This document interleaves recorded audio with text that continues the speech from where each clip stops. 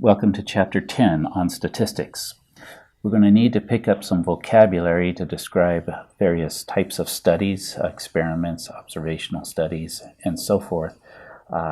So as you can see, these words here, we're going to need to understand them, and then the questions will be asking us to apply these words. So first of all, a study is composed of a population. The population is who we want to know something about, what type of people. Maybe it's college students, maybe it's the elderly, maybe it's young children. There'll be some sort of description of who are we studying as a whole.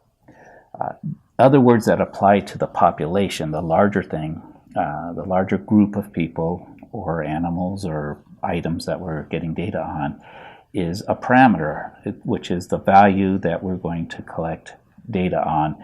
But when we use the word parameter, we're applying it to the whole population. If we take a census, that's one way of finding data from a population. That's to use the whole population.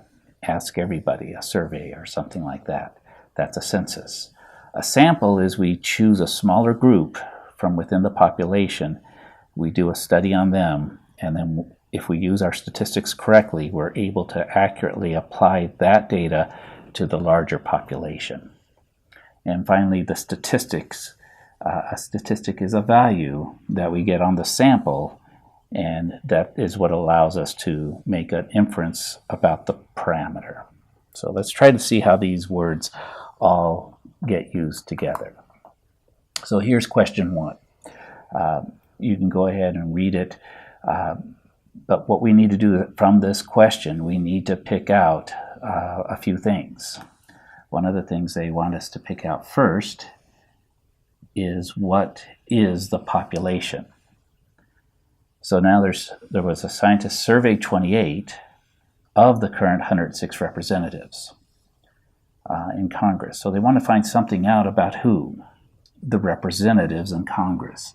It's not the number, it's who we're finding out. So we'll just put reps in Congress.